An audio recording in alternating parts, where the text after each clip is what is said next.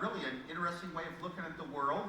When, there was a time we didn't have any computers or computer equipment or electronic communications, really. No, big companies had computers. They used them for things like salary and inventory levels and financing. They used them for all this stuff that you don't do at home. Why would a person want a computer in their home? And a bunch of us just started talking. We had a want. We didn't necessarily have knowledge about how we were going to go about it. We had a want, and the want wasn't, for some of us it might have been just to have a computer. It would make me special, but why would it make me special? Because with this new device, you could communicate faster.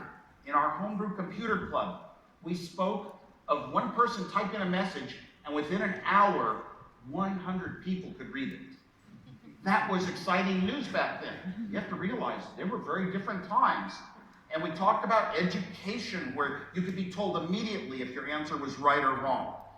And I always think of, well, if my dog poops on the floor, am I gonna whack it on the head 12 hours later, like a student getting homework checked 12 hours later? No, immediacy of reward. Wow, kids were gonna be using their whole brain. And education was my second goal in life. I told my dad I wanted to be an engineer and a teacher. Now, we grew up in the analog. This was the analog electronics era, where to be an engineer, an electrical engineer, you had to study so much math and differential calculus and design circuits with parts that behaved in different ways. You had to put them together to make radios, to make televisions. Engineers were considered geniuses. Nobody could speak their languages except other engineers. And the digital world was going to come about. And the digital world didn't really need math. It needed long processes like writing programs. For hardware design, for software design, a long trail of thought leading up to something. But the fact is, it was going to improve society. I was a talented engineer, designing the hottest product of the day, like the hottest smartphone today. I was doing it for Hewlett-Packard. Didn't even have a college degree.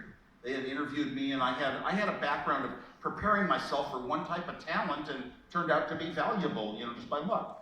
So here I was saying, I had the key to making a great computer, but it's a lot more than just knowing the mathematics and the logic and the structure of making a computer. It's what would people want in this computer.